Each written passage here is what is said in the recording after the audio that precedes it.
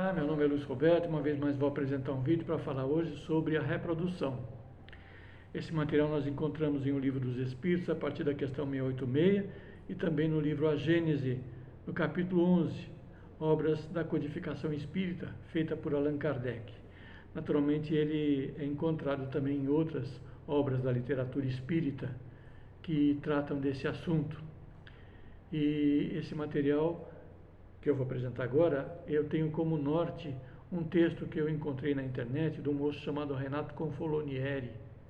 E então eu fiz o roteiro desse vídeo com base naquele texto, porque ele tem justamente como base para o texto que escreveu os livros que eu acabei de mencionar.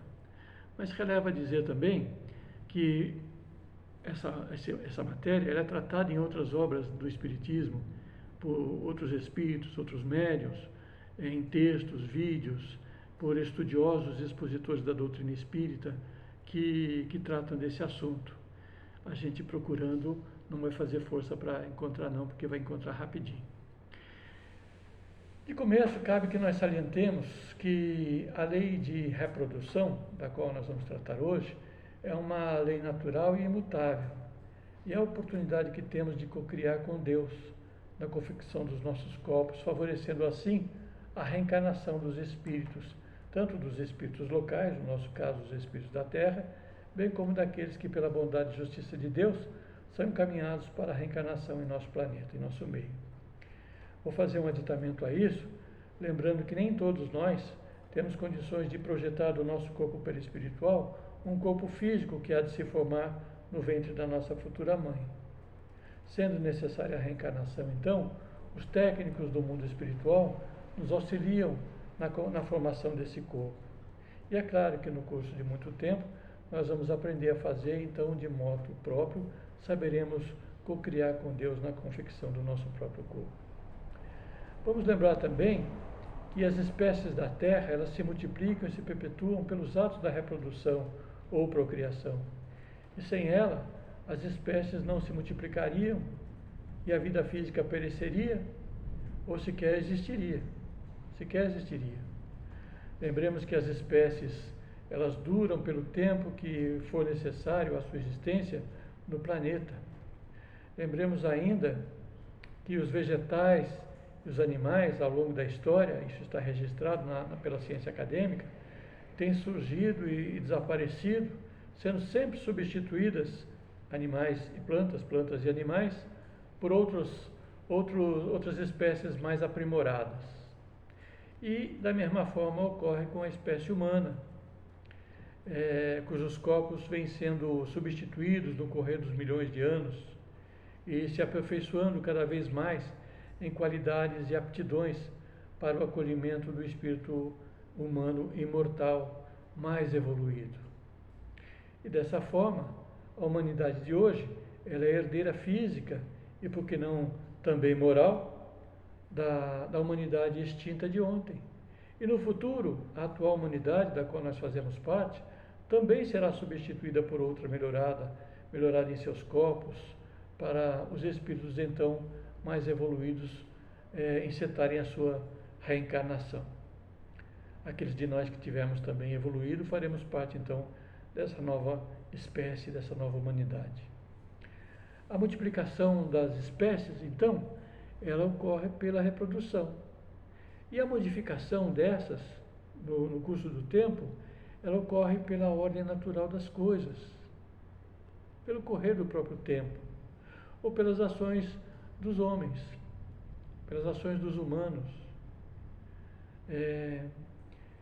Posto que, por exemplo, após calamidades sísmicas, como erupção de vulcões, acomodação das placas tectônicas, terremotos, maremotos, tsunamis, enfim, a coisa muda entre os humanos. Parece que surge uma nova era. Também, após as hecatombes das guerras fratricidas, a vida, por natural que é, também se renova em termos de progresso físico, intelectual, moral, espiritual. Esses choques tanto os choques naturais, sísmicos, por exemplo, das catástrofes sísmicas, como das guerras fratricidas, eles funcionam como freios de arrumação, como que mexer com a consciência do espírito, remodelando a natureza geral do planeta e de seus habitantes. E aos poucos, bem aos poucos, porém sempre, continuamente, a humanidade de ontem, que primava pela força brutal, pela violência, para a solução dos seus problemas, pequenos que fossem, ela vem sendo substituída pela humanidade de hoje, que já tem a seu favor a força da intelectualidade. E com o tempo, essa força intelectual, a essa força intelectual se somarão as forças moral e espiritual. E uma nova humanidade, mais aperfeiçoada em suas condições físicas, morais e espirituais, surgirá na Terra. E as guerras fratricidas, que eu mencionei ainda há pouco, elas não mais terão lugar entre seus habitantes. E só o amor, então, influirá no progresso das criaturas. Essa nova humanidade, ela terá a colaboração de espíritos mais evoluídos, que por razões diversas, não cabe aqui comentar, virão se somar àqueles da Terra, já regenerados, aqueles que aqui ficaram, e novas e aperfeiçoadas raças surgirão. É razão pela qual a reprodução, por natural que é, não pode e não será impedida, por tempo indeterminado, como vem sendo pelas ideias e vontades dos homens arrogantes de hoje, por aqueles que influem na consciência da humanidade, cumprindo-se assim a lei de progresso, o que é uma lei divina, e a força humana não tem como impedir que a lei divina siga adiante. Conforme se lê em A Gênese, esses espíritos imigrantes, ao chegarem aos círculos da Terra, eles se integram à espiritualidade local, como tem feito, e após algum tempo, com a adequação do seu corpo perispiritual aos elementos próprios do planeta Terra, eles passam à reencarnação entre os espíritos locais, compondo os homens, então, de uma nova raça. Dessa forma, então, os instrutores espirituais, eles estão nos esclarecendo que os espíritos da Terra, que já atendem ou que já atenderem a um determinado nível de progresso, pertencerão a essa nova raça. Aqueles de nós, porém, que se rebelaram contra o progresso, eles serão guindados a planetas inferiores, onde auxiliarão pela carga de conhecimento já adquirida, porque o conhecimento não se perde, os espíritos também inferiores que lá habitam, porque na bondade e justiça de Deus, nada nem ninguém se perde, e tudo e todos contribuem para o progresso do todo e de todos. Então, aqueles que não atenderam à lei de progresso, que se atrasaram em relação aos seus semelhantes, vão ser guindados a esses planetas, vão lá inventar a roda para ajudar o povo de lá a progredir, e que um dia possam retornar ao planeta Terra.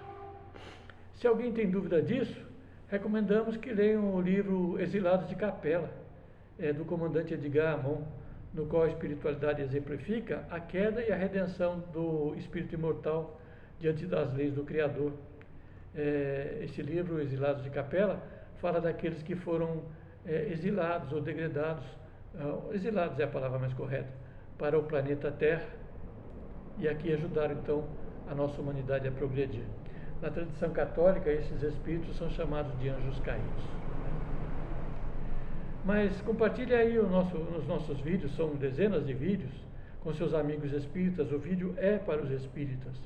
Comentem se quiserem, e com isso, ajudem-nos a divulgar a doutrina libertadora, que é o Espiritismo, para que nós possamos todos, sempre, irmos adiante.